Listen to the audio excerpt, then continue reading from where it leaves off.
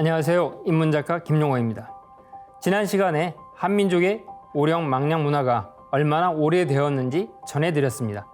계속해서 우리 민족의 역사 속에 깃들어 있는 오령 망냥 문화를 말씀드리겠습니다. 나방과 아만의 혼례식이 만년도 훨씬 넘는 오래전 마고시대 이야기라면 대략 7,000년 전 고래사냥 암각화에서도 오령 망냥 문화의 흔적을 엿볼 수 있습니다. 반구대 암각화는 세계적으로 유명한 가장 오래된 고래사냥 암각화인데요. 고래사냥을 나서는 사람들의 안전, 고래사냥의 성공을 기원하는 마음을 담아 정성스럽게 바위면을 갈고 쪼아서 만들어진 그림입니다. 그런데 이런 그림을 왜 바위에 새겼을까요? 그 힌트를 그 바위 암벽 이름에서 찾을 수 있습니다. 반구대란 거북이가 엎드려 있는 모양의 암벽이라는 뜻입니다. 반구대 암각화 전망대에 가서 보면 전체 바위 암벽과 그 위에 우거진 나무들이 어우러진 모습이 거북이가 바닥에 납작 엎드린 모양입니다. 암벽이 거북이 머리처럼 보이시나요? 7,000년 전 고래 사냥을 나가는 사람들은 무사히 안전하게 돌아오기를 소망했습니다. 고래 사냥을 나가는 사람들은 큰 고래를 사냥해서 모두 배불리 먹이고 싶었습니다. 그래서 물을 다스리는 현무, 거북이를 닮은 바위에 정성스럽게 암각화를 그린 것이 아니었을까요? 반구대 암각화가 물을 다스리는 현무 망냥님께 기도 올렸던 상고시대 흔적이 아닐까 추측해 봅니다. 상고시대 우리 한민족의 오령 망냥 문화가 강렬하게 남은 곳은 또 있습니다. 바로 홍산을 중심으로 발견된 상고시대 문화유적지입니다. 여기는 환웅께서 신단수 아래 신시라는 도시를 시작으로 배달국 사람들이 주요 터전이자 이후 단군 조선 사람들의 활동 강역입니다.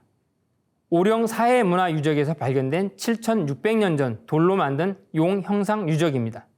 아래쪽에는 하남성 앙소 문화에서 발견된 6,000년 전 조개 껍질로 만든 용 형상물입니다.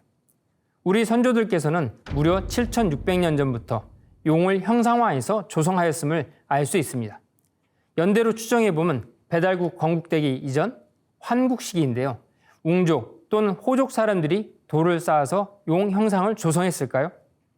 그 외에도 봉황형 옥기, 거북이형 옥기, C자형 옥조용이 유명합니다. 옥조용이란 옥으로 만든 돼지 형상의 얼굴을 가진 용을 말합니다.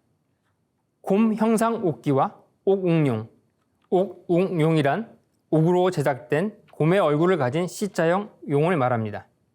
이렇게 이 지역에서 발견되는 옥 유물들을 볼 때 배달국 시기부터 단군 조선에 이르기까지 오신 또는 오령이 얼마나 지배적이었는지 읽을 수 있습니다. 단군 조선 시기에도 이러한 흔적이 많이 발견되는데요. 단군 조선 후기 무덤에 발견된 청동기 유물에서 다수의 용과 호랑이 장식들이 발견됩니다. 고조선이 쇠퇴하고 우리 민족이 여러 나라로 나뉘었던 시절 열국시대로 시간을 이동해 보겠습니다. 지금의 요동반도와 평안도에 걸쳐서 최숭이란 사람이 세운 낙랑국이 존재했습니다. 고구려 호동왕자와 낙랑공주 이야기를 잘 아실 텐데요. 공주의 나라가 낙랑입니다. 이 국가의 무덤에서 발견된 허리띠 버클은 국립중앙박물관에 섬세하고 예술적으로 제작된 황금 유물입니다. 낙랑국 사람들의 기술과 미적 감각을 엿볼 수 있는 멋진 문화유산입니다. 낙랑 사람들은 인상적인 향로도 만들었는데요. 바닥에는 거북이, 그 위에는 새가 올려져서 산을 떠받드는 향로입니다. 거북이와 새는 각각 현무와 주작으로 추정됩니다. 그리고 얕은 상이 발견되었는데요. 4개의 상다리가 곰 형상입니다. 곰들이 소반을 떠받치는 모양입니다. 이를 볼 때 낙랑국 사람들에게도 용과 주작, 현무, 곰이 친숙한 문화 상징이었나 봅니다. 여러분들께서도 잘 아시듯이 열국시대 여러 나라가 5나라, 부여, 고구려, 백제, 신라, 가야로 압축됩니다. 그 중에서 남부여를 표방했던 백제가 멸망하기 직전 왕실에서 사용됐던 백제 금동대학로를 잘 아실 텐데요. 이 금동대학로는 오령 망냥 문화의 전형 중의 하나입니다. 용과 봉이 향로 위아래 배치되어 용은 향로를 떠받치고 있고 봉은 날개와 꼬리를 펼치고 턱 아래 여의주를 품어 도도한 자태를 뽐냅니다.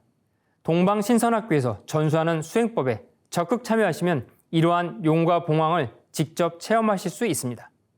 한민족 전통 수행의 관점에서 보면 금동대학로는 단순한 왕실 유물이 아니라 백제인들의 수행 문화가 투영되어 멋진 예술품으로 재탄생했다고 확신하게 됩니다.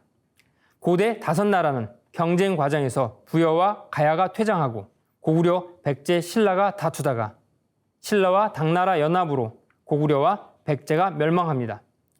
고구려는 다시 후고구려를 세워 훗날 대진국이 되지요. 대진국과 후기 신라, 남북국 시대를 거쳤다가 고려에 의해서 사만이 하나로 통합됩니다. 후삼국 분열과 대진국의 멸망, 그리고 사만 통합이라는 이 혼란한 시기를 거치면서 오령 망량 문화는 어떻게 되었을까요? 단절되어 없어졌을까요? 우리 민족의 오랜 전통, 오령 망량 문화는 어김없이 고려에도 계승되었습니다. 예를 들어 말씀드리면 고려시대 관을 보면 이를 잘 알 수 있습니다. 상고시대 선조들은 고인돌을 만들어 죽은 사람을 매장했습니다. 그 전통은 흙을 파고 돌로 관처럼 조성하는 형태로 바뀝니다.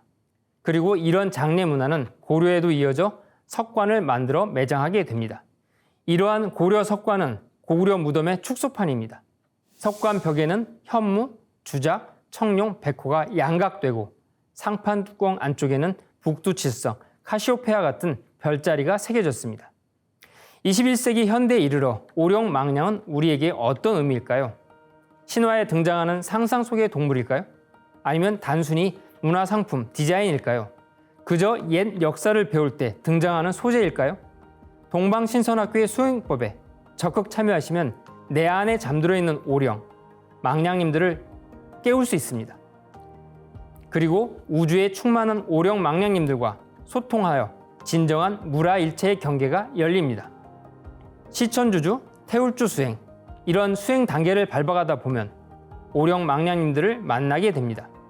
백제 금동대학로가 왜 용이 향로를 떠받치고 주자 또는 봉황이 위에 자리했는지 수행자가 몸으로 직접 체험할 수 있으며 신라 사람들이 만든 도깨비 형상 기와 그리고 백제 사람들이 만든 도깨비 형상 벽돌이 그저 상상의 결과가 아님을 실감하게 됩니다.